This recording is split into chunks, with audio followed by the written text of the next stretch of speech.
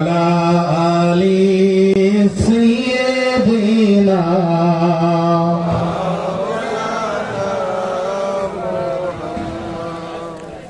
Allah তুমি দয়া করো নসিব করো মদিনা নবীজিকে না দেখাইয়া কবরেতে নিও না আল্লাহুম্মা সাল্লি আলা সাইয়্যিদিনা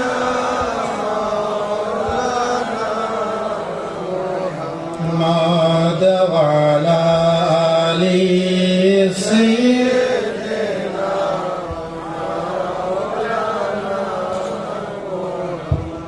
লা ইলাহা ইল্লাল্লাহ লা ইলাহা পড়ুন লা ইলাহা লা ইলাহা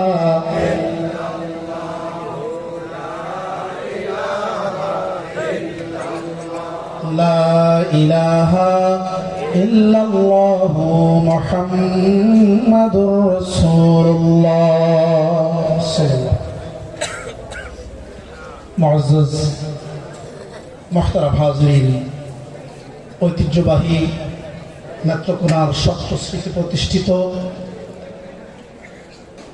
রেজবিয়া দরগা শরীফে আয়োজিত ১৬তম মহান আহলে বাইতের স্মরণে বার্ষিক উরসে আজিমের সদরে জলসা আমাদের সেরতাজ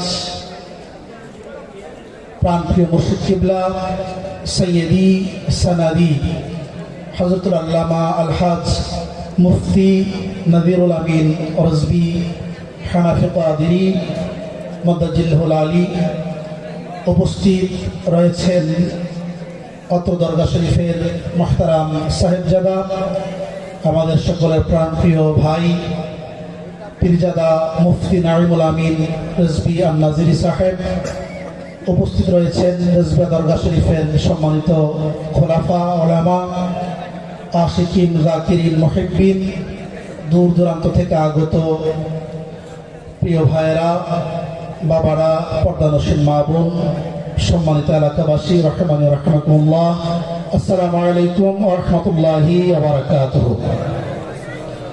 রব্বে কারীমের আলিশান দরবারে শুকরিয়া আদায় করছি, যিনি মেহেরবানি করে আজকের এই পবিত্র সময়ে, পবিত্র ক্ষণে, পবিত্র স্থানে, মহান পবিত্র সত্তাগণের স্মরণে উরসে আজিমে আমরা একত্রিত হতে পেরেছি। ওলামায়ে কেরামের জবান থেকে কোরআন সুন্নাহর নুরানি বাণী তাকবীর আমরা শ্রবণ করছি। হুজুর কিবলার নুরানি চেহারা আমাদের জিয়ারত হয়েছে। আল্লাহ রাব্বুল আলামিন আমাদেরকে তৌফিক দান করেছেন। সকলে প্রাণ খুলে হৃদয়ের গভীর থেকে শুকর গুজার করছি, উচ্চ কণ্ঠে পড়ি আলহামদুলিল্লাহ। সম্মানিত সুধী, আজকে বিষয়টা হচ্ছে, প্রস্তুতি ছিল এক বিষয়ে, আসার পরে সিদ্ধান্ত হয়েছে আরেক বিষয়ে কথা বলবো। পরে আপনাদেরকে আবার যাওয়ার কথা বলেছেন আহলে বাইতের উপর কথা বলো। তো সব মিলিয়ে খুব কম সময়ে আপনাদের ধৈর্যচ্যুতি যেন ঘটে না যায়, সেদিকে লক্ষ্য করে অল্প সময় দু একটি কথা বলবো, একটু মনোযোগ কামনা করব। আল্লাহ রাব্বুল আলামিন আমাদেরকে কোরআন সুন্নাহ থেকে কথা বলার তৌফিক দান করুক। আমাদের সকলকে রব্বে কারীম কথাগুলোর উপর আমল করার তৌফিক দান করুক। যদি ঘটনাক্রমে ভুল কথা বের হয়ে যায়, আল্লাহ আমাদের হৃদয় থেকে মুছে দিক, পড়ি আমিন। আমি শুরুতে একটা হাদিস শরীফ পড়ছি। হাদিস শরীফের প্রেক্ষাপটটা হচ্ছে, আজকের এই দিনে আমাদেরকে শিরকবাদী, মুশরিক, বেদাতি এই ধরনের ফতোয়াবাজি খুব করা হয় কি হয় না? তো রাসূল পাক সাল্লাল্লাহু আলাইহি ওয়াসাল্লাম শিরক নিয়ে কি বলেছেন 1400 বছর আগে, আমরা একটু হাদিস শরীফ শুনি বুখারী শরীফ থেকে। আল্লাহ রাসূল সাল্লাল্লাহু আলাইহি ওয়াসাল্লাম বলেছেন, হযরত উকবা বিন আমির রাদিয়াল্লাহু তাআলা থেকে বর্ণিত হাদিস, রাসূল পাক সাল্লাল্লাহু আলাইহি ওয়াসাল্লাম আমাদের সাথে একদিন বের হলেন উহুদ যুদ্ধে শাহাদত বরণকারী সাহাবায়ে কেরামের জানাজার নামাজ পড়লেন। জানাজার নামাজের পরে রাসূল পাক সাল্লাল্লাহু আলাইহি ওয়াসাল্লাম মিম্বরে আরোহণ করলেন, দাঁড়ালেন। মিম্বরে দাঁড়িয়ে আমাদের সাথে ইনসারাফা ইলাল মিম্বার ফাকাল ইন্নী ফারাতুল লাকুম ওয়া আনা শাহিদুন আলাইকুম। আমাদের দিকে ফিরলেন, ফিরে রাসূল পাক খুতবা দিচ্ছেন, ভাষণ দিচ্ছেন। শুনতে পাচ্ছেন না? মনোযোগ আছে? রাসূল পাক সাল্লাল্লাহু আলাইহি ওয়াসাল্লাম ভাষণে বলছেন যে আমি অগ্রে প্রেরিত, আগে এসেছি। এরপরে বলছে ওয়া আনা শাহিদুন আলাইকুম, আমি তোমাদের উপর পর্যবেক্ষণকারী, আমি তোমাদের ভালো মন্দ সবকিছু দেখছি। সুবহানাল্লাহ। রাসূল পাক আমাদের ভালো মন্দ দেখেন কি দেখেন না? এরপর রাসূল পাক বলেন ওয়া ইন্নী ওয়াল্লাহ লা আনজুরু ইলা হাউদি আল আযম, আল্লাহ শপথ করে বলছি আমি এই মুহূর্তে এই উহুদের জায়গায় দাঁড়িয়ে আমি রাসূলুল্লাহ জান্নাতের হাউজে কাউসার দেখতে পাচ্ছি। বলেন সুবহানাল্লাহ। রাসূল পাক আমাদের সবকিছু দেখতে পান কি পান না? রাসূল পাক সাল্লাল্লাহু আলাইহি ওয়াসাল্লাম আমরা যা করছি উম্মতের আমল রাসূল পাকের কাছে উপস্থাপন করা হয় কি হয় না? জোরে হয়। রাসূল পাক সাল্লাল্লাহু আলাইহি ওয়াসাল্লাম মদিনায় থেকেও গোটা সৃষ্টি পর্যবেক্ষণ করতে এখনো পারছেন কি পারছেন না? জোরে হবে। রাসূল পাক জাহিরভাবে পৃথিবীতে আগমন করাচ্ছেন 570 খ্রিস্টাব্দে। এর আগে পৃথিবীতে যা ঘটেছে এগুলো রাসূল পাক সাল্লাল্লাহু আলাইহি ওয়াসাল্লামের দৃষ্টিতে ছিল কি ছিল না? জোরে হবে। সবই ছিল। রাসূল পাক সবকিছু দেখেছেন। এই যে রাসূল পাক মদিনা মুনাওয়ারা থেকে রওজায়ে আনোয়ারে শুয়ে শুয়ে আল্লাহর সৃষ্টির সবকিছু দেখেন, সবকিছু রাসূল পাকের সামনে আল্লাহ হাজির করে রেখেছেন। আমার সামনে মোবাইলটা আছে কি নাই? বলেন না, আছে কি নাই?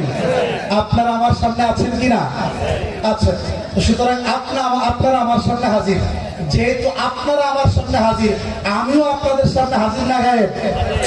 রাসূল পাক সাল্লাল্লাহু আলাইহি ওয়াসাল্লামের সামনে আল্লাহ সবকিছু হাজির করে রেখেছেন। সুতরাং রাসূল করিম সাল্লাল্লাহু আলাইহি ওয়াসাল্লাম সবকিছুর সামনে হাজির আছেন কি নাই? বলে বলেন। অনেকে বলে রাসূল পাককে হাজির বললে এটা শিরক হয়ে যাবে। কেন? আল্লাহ হাজির নাজির, রাসূল পাক হাজির নাজির। মাসালা মনে রাখবেন, আল্লাহ হাজির নাজির না। আল্লাহ কি না? হাজির হওয়ার জন্য শরীর দরকার, যেই জায়গায় উপস্থিত হবে সেই জায়গা দরকার। আমি এখানে হাজির আছি, আপনারা আছেন, থাকার জন্য আপনাদের জায়গার দরকার হয়েছে। উপস্থিত একটা সত্তা বোঝানোর জন্য আপনার আমার শরীরের প্রয়োজন হয়েছে। হয়েছে কি হয় নাই? তাহলে হাজির থাকার জন্য শরীর দরকার, যেই জায়গায় দাঁড়াবে সেই জায়গাটা দরকার। আল্লাহ রাব্বুল আলামিন নিজে বলেন আল্লাহুস সামাদ, আল্লাহ রাব্বুল আলামিন হচ্ছে অমুখাপেক্ষী, তিনি সৃষ্টির মুহতাজ নন, তিনি আমাদের মতো শরীরধারী নন। আল্লাহ রাব্বুল আলামিন থাকার জন্য কোনো জায়গার প্রয়োজন হয়? যদি আল্লাহকে আমাদের মতো সশরীরে হাজির চিন্তা করা হয়, তাহলে আল্লাহর জন্য দেহ সাব্যস্ত করা হয়, স্থান সাব্যস্ত করা হয়। আল্লাহর জন্য দেহ সাব্যস্ত করা, জায়গা সাব্যস্ত করা, এটা শিরক। সুতরাং আমরা যেই চিন্তায় রাসূল পাককে হাজির নাজির বলি, কিংবা আমরা যেই অর্থে হাজির নাজির শব্দটা ব্যবহার করি, এই অর্থে আল্লাহ রাব্বুল আলামিনকে হাজির নাজির বলাটাই বরং শিরক হবে। আল্লাহ হাজির নাজির নয়, আল্লাহর ইলম, আল্লাহর কুদরত সর্বত্র বিরাজমান। সুবহানাল্লাহ। সুতরাং রাসূল পাককে হাজির নাজির বললে আল্লাহর সাথে শরীক হওয়ার কোনো চান্স আছে? জোরে বলেন, আছে নাকি? তো রাসূল পাক হাজির নাজির। রাসূল পাক কি জোরে বলেন? যেখানে চান আল্লাহর ইচ্ছায় তিনি উপস্থিত হতে পারেন। একই মুহূর্তে হাজার জায়গায়, লক্ষ জায়গায় রাসূলুল্লাহকে উপস্থিত হওয়ার ক্ষমতা দিয়েছেন কে? জোরে বলেন। নাকি এই ক্ষমতা রাসূল পাকের নাই? এটার নামই হাজির নাজির হওয়া। এই হাজির নাজির হওয়াকে আমরা বিশ্বাস করি কি করি না? এটাই আল্লাহ রাসূল বলেছেন ওয়া আনা শাহিদুন আলাইকুম। বুখারীর হাদিস পড়ছি, আমি তোমাদের উপর পর্যবেক্ষণকারী, তোমাদের সব আমি দেখছি।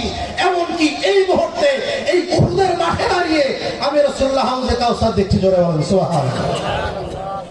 এরপর রাসূল পাক বলেন ওয়া ইন্নী ক্বাদ উতিতু মাফাতিহাল আরদি, আমাকে আল্লাহ রাব্বুল আলামিন, অন্য নুসখায় আসছে মাফাতিহা খাজাইনুল আরদি, খাজাইনুল আরদি, আমাকে আল্লাহ রাব্বুল আলামিন জমিনের যত ধনভাণ্ডার আছে সবকিছু দান করেছেন। সুবহানাল্লাহ।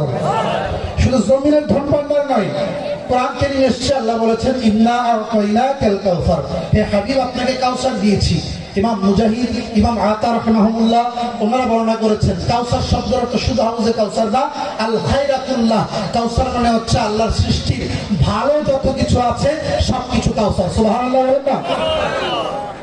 তাহলে আল্লাহ রাব্বুল আলামিন কল্যাণকর যা কিছু আছে নবীজিকে দিয়ে দিয়েছেন। নবীজি নিজেও বলেন আল্লাহ রাব্বুল আলামিন আমাকে এই জমিনের ধনভাণ্ডার খাজিনা সব আল্লাহ আমাকে দিয়েছেন। জোরে বলেন সুবহানাল্লাহ।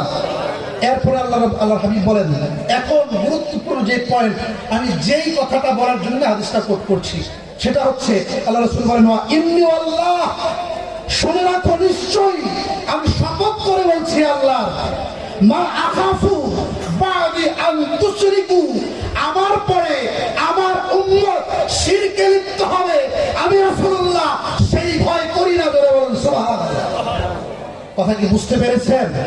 বুঝলে তো জোরে সুবহানাল্লাহ বলার দরকার ছিল। আর জোরে বলুন সুবহানাল্লাহ। আল্লাহর রাসূল 1400 বছর আগে ঘোষণা করছেন, আমি আল্লাহর শপথ করে বলছি উম্মত আমার জাহির ভাবে বিদায়ের পরে তোমরা শিরকে লিপ্ত হবে আমি রাসূলুল্লাহ তোমাদের দ্বারা এই ভয় করছি না, বরং ওয়ালাকিন আখাফু, আমি এই ভয় করছি যে আমি তালাফাসু, তোমরা পরস্পর বিবাদে লিপ্ত হবে, দ্বন্দ্বে লিপ্ত হবে, আমি রাসূলুল্লাহ এই ভয় করছি। কথাটা কি বুঝতে পেরেছেন? শিরিক করবে এই ভয় আমি রাসূলুল্লাহ করি না, তবে তোমরা দ্বন্দ্ব করবা, পরস্পর মতানৈক্যে লিপ্ত হবা, একজন আরেকজনের বিরুদ্ধে লেগে যাবা, এই ভয় আমি রাসূলুল্লাহ করছি। তাহলে শিরিকের ভয় এই উম্মতে মুহাম্মদের জন্য ততটা নাই যতটা দ্বন্দ্বের ভয়। আমরা পারস্পরিক সৌহার্দ্যপূর্ণ থাকবো, তারা তৌফিক দান করুন, পড়েন আমিন। এখন রাসূল পাক সাল্লাল্লাহু আলাইহি ওয়াসাল্লামের এই হাদিসটা ওভারটেক করে যারা ঢালাওভাবে পুরা উম্মাহকে, পুরা জাতিকে, মুসলিম বিশ্বকে শিরিক বলে, মাজার পূজারি বলে, কবর পূজারি বলে, মাজারগুলো ভেঙে দিয়েছে এতদিন, তাদের অবস্থানটা কি হবে? রাসূল পাকের এই হাদিসের বক্তব্য আর তাদের বক্তব্য এবং কর্মকাণ্ডের মধ্যে কোনো মিল আছে? জোরে বলেন মিল আছে? আমাদেরকে একটা অপবাদ দেওয়া হয়, রেজাখানি যারা আছে, আলা হযরতপন্থী যারা আছে, রেজভি যারা আছে, তারা তাকফিরি, তারা কথায় কথায় মানুষকে কাফের ফতোয়া দেয়। আমরা কি আসলে এই কথায় কথায় কাউকে কাফের ফতোয়া দেই? আলা হযরত সারা জীবনে মাত্র 5 জন ব্যক্তি তাকফিরের ফতোয়া ইস্যু করেছেন, সারা জীবনে মাত্র 5 জনকে কাফের বলেছেন। কয়জনকে বলেছেন? জোরে বলেন না, কয়জনকে বলেছেন? আমরা সেই আকীদা যাদের মধ্যে আছে, যারা বলে নামাজে গরু গাধার দেনের চেয়েও রাসূলুল্লাহর ধ্যানটা আরো বেশি মন্দ, নাউজুবিল্লাহ বলেন। যাদের আকীদা হচ্ছে আল্লাহ মিথ্যা বলতে পারেন, যাদের আকীদা হচ্ছে আল্লাহ মানুষের আমল, অদৃশ্য বিষয়, ভবিষ্যৎ সম্পর্কে আগে থেকে আল্লাহ জানেন না, যখন তিনি চান তখন জানেন, এর আগে জানেন না, নাউজুবিল্লাহ বলেন। যারা রাসূল পাকের ইলমকে গরু গাধা, পাগল, নাবালক বাচ্চার ইলমের সাথে তুলনা করে আলাদা তাদেরকে কাফের ফতোয়া দিয়েছেন, আমরাও তাদেরকে কাফের ফতোয়া দেই, অন্য কাউকে আমরা কাফের ফতোয়া দেই? ঠিক কিনা বলেন? এখন আপনারা চিন্তা করেন আপনাদের মধ্যে এই দোষ আছে কিনা। যদি থাকে কাফের হবেন, না থাকলে কাফের নেই, কাফের হবেন না। ঠিক কিনা বলেন? আর আপনারা কি করছেন? পীরের কাছে বললে আসলে বলেন পীর পূজারি, মাজার জিয়ারতে গেলে বলেন মাজার পূজারি, কবর জিয়ারতে গেলে বলেন কবর পূজারি। ঠিক কিনা জোরে বলেন? জোরে বলেন ঠিক কিনা?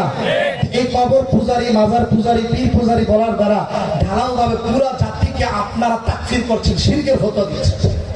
ঠিক কিনা জোরে বলেন? মানে আপনাকে মাজার পূজারি বললে অর্থটা কি দাঁড়ায় জানেন? আপনি মাজারের পূজা করছেন, মাজারের ইবাদত করছেন।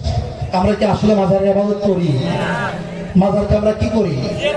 জিয়ারত করি, সম্মান করি, জিয়ারত করি, সম্মান করি। দেখেন আল্লাহ রাব্বুল আলামিন বলেছেন আমাইয়ুআযযিম শাআইরাল্লাহ ফাইন্নাহা মিন তাকওয়াল কুলুব। সম্ভবত আলোচনা লম্বা হয়ে যাচ্ছে, শেষ করে দিচ্ছি। দেখেন আল্লাহ বলছেন আমাইয়ুআযযিম শাআইরাল্লাহ, আল্লাহর শাআর, নিদর্শন সমূহকে যারা সম্মান করে, এই সম্মানটা, তাজিমটা হচ্ছে তাকওয়ার অন্তর্ভুক্ত, অন্তরের তাকওয়া। সুবহানাল্লাহ বলেন না? আল্লাহর নিদর্শন, এই নিদর্শন, এটা দুইটা আরবি আমরা প্রচলিত ভাবে জানি, একটা হচ্ছে আয়াত আর একটা হচ্ছে শাআর। আয়াত মানেও নিদর্শন, শাআর মানেও নিদর্শন। আয়াত বলা হয় এমন নিদর্শনকে যেই নিদর্শনগুলো আল্লাহর অস্তিত্বের প্রমাণ বহন করে। আল্লাহ যে একজন আছেন, ওই এক আল্লাহ অস্তিত্ববান হওয়ার প্রমাণ বহন করে যেটা, সেটাকে বলা হয় আয়াত।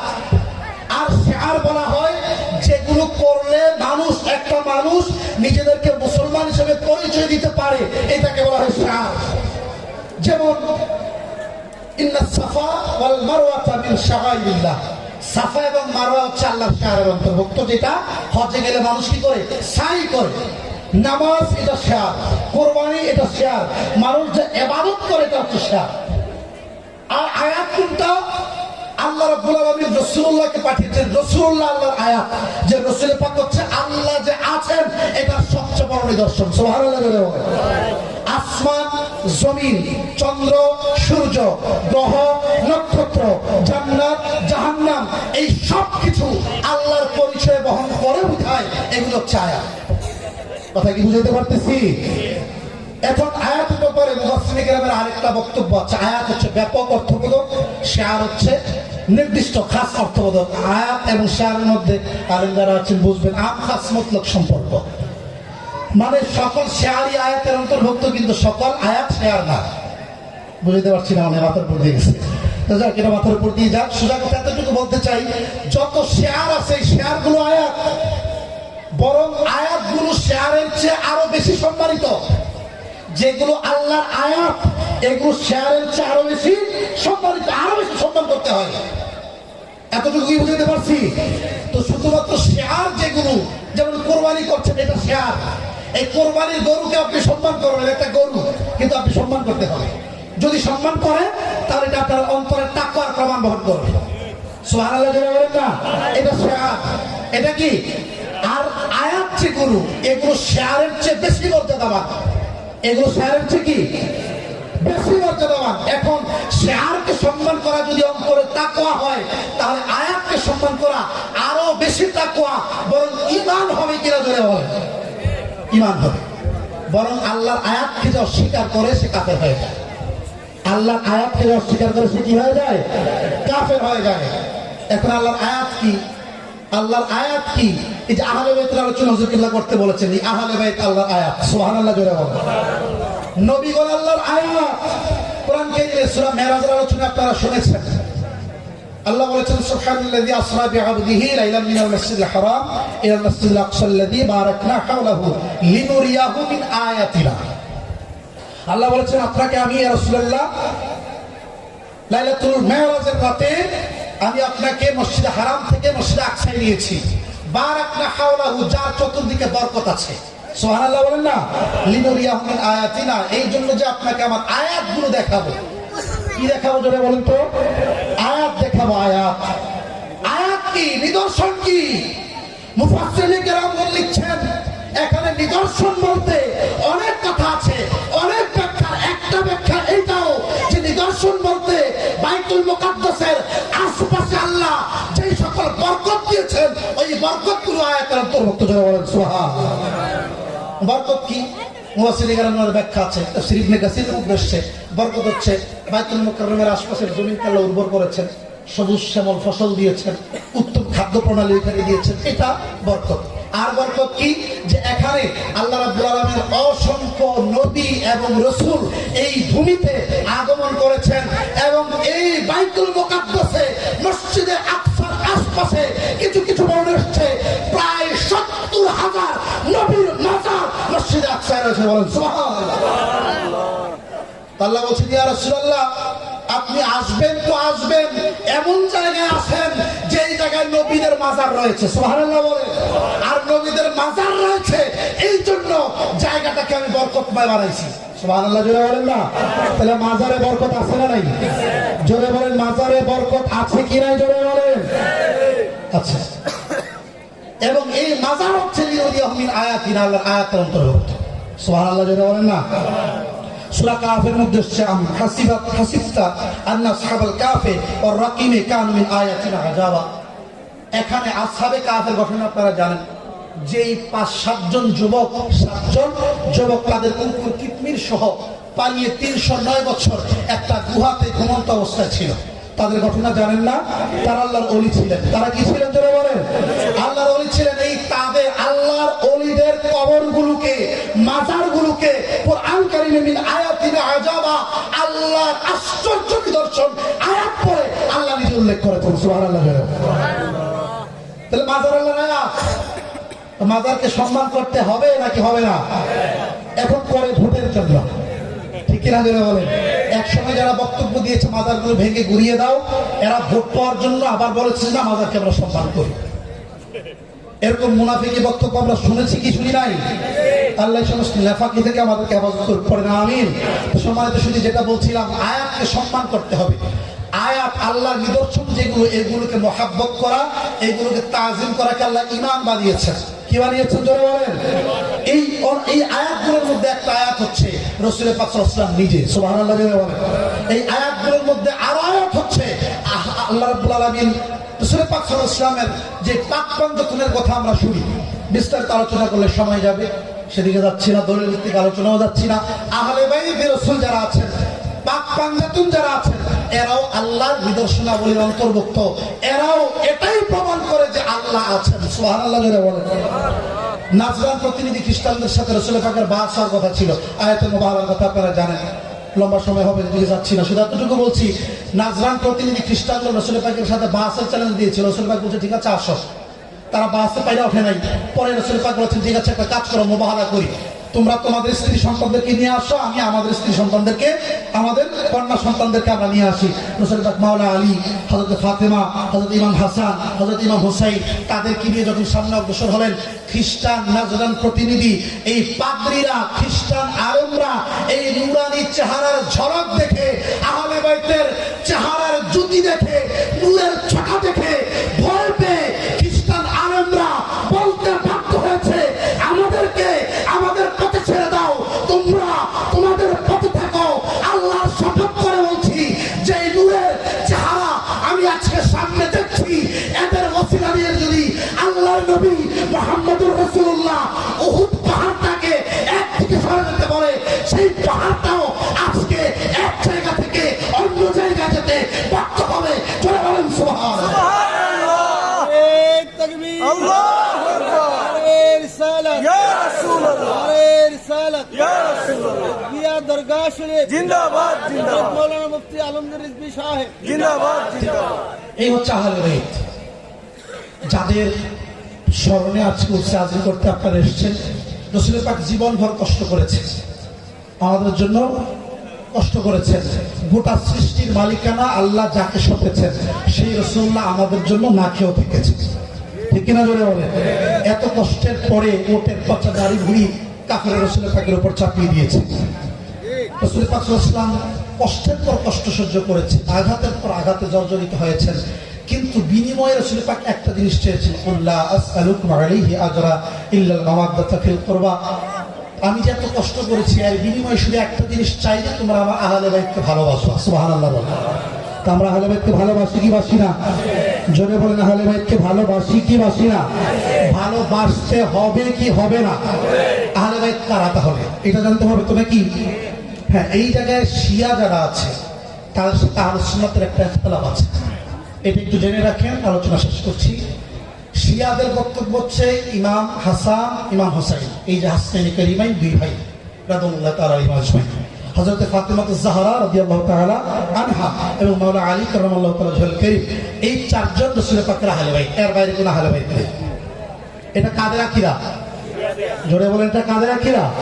আহলে সুন্নাতের আকীদা হচ্ছে এক নম্বর আহলে বাইত হচ্ছে রাসূল পাকের সম্মানিত স্ত্রীগণ, বিবিগণ, আমাদের মাগণ। ইন্নামা ইউরিদুল্লাহু লিইউযহিবা আনকুমুর রিজসা আহলাল বাইতি ওয়া ইউতাহহিরাকুম তাতহীরা। এই যে আয়াত তাতহীর যাদের সাথে নাযিল হয়েছে তারা ছিলেন রাসূল পাকের সম্মানিত স্ত্রীগণ। এখানে সম্মানিত স্ত্রীদেরকে সরাসরি আহলে বাইত বলা হয়েছে। তো রাসূল পাকের এক নম্বর আহলে বাইত হচ্ছে রাসূল পাকের সম্মানিতা স্ত্রীগণ, রাসূল পাকের সকল স্ত্রী, আমাদের সকল জননীগণ, মাগণ, প্রত্যেকেই আহলে বাইত। সুবহানাল্লাহ বলেন। যখন এই আয়াত নাযিল হচ্ছে, রাসূল পাক সাল্লাল্লাহু আলাইহি ওয়াসাল্লাম হযরত ফাতেমা, হযরত মাওলানা আলী, হযরত ইমাম হাসান, হযরত হুসাইন, এই চারজনকে নিয়ে রাদিয়াল্লাহু তাআলা আলাইহিম আজমাইন, তাদেরকে নিয়ে একটা চাদর একসাথে টেনে একসাথে এভাবে ঢেকে দিয়েছে। ঢেকে নিয়ে আল্লাহর কাছে দোয়া করেছেন, আল্লাহুম্মা হাউলা ইয়া আহলু বাইতি, হে আল্লাহ এরা হচ্ছে আমার আহলে বাইত। সুবহানাল্লাহ জোরে বলেন। এদেরকে আহলে আবা বলা হয়, আহলে কিসা বলা হয়, এদেরকে নিয়ে রাসূল পাক সব পাক পাঞ্জাতন বলা হয়, 5টা পবিত্র সত্তা। এরা হচ্ছে আহলে বাইত। এরা কি আহলে বাইত। এরপর আহলে বাইত হচ্ছে যাদের উপর আল্লাহ যাকাত দেওয়া এবং নেওয়া, যাদের উপর যাকাত খাওয়া, যারা যাকাত খেতে পারে না, ফিতরা খেতে পারে না, ওই সকল সৈয়দজাদা যত কিয়ামত পর্যন্ত আসবেন তারাও আহলে বাইত। বুঝতে পেরেছি কি আমরা আহলে বাইত কারা? 3টা শ্রেণী মনে রাখবেন। 1 নাম্বার রাসূল পাকের বিবিগণ আহলে বাইত, 2 নাম্বার পাক পাঞ্জাতন এরা আহলে বাইত, 3 নাম্বার কিয়ামত পর্যন্ত রাসূল পাকের বংশধরে যত সৈয়দ আসবেন যারা যাকাত খেতে পারে না, দরিদ্র হইলেও হাদিয়া নিতে পারে না, তারা হচ্ছে কি আহলে বাইত। শিয়াদের বক্তব্য হচ্ছে শুধু পাক পাঞ্জাতন আহলে বাইত, আর আহলে সুন্নাতের বক্তব্য হচ্ছে 3 সত্তা সকলেই আহলে বাইত। তো আমরা এই সকলকে ভালোবাসি কি বাসি না জোরে বলেন? ভালোবাসতে হবে কিনা?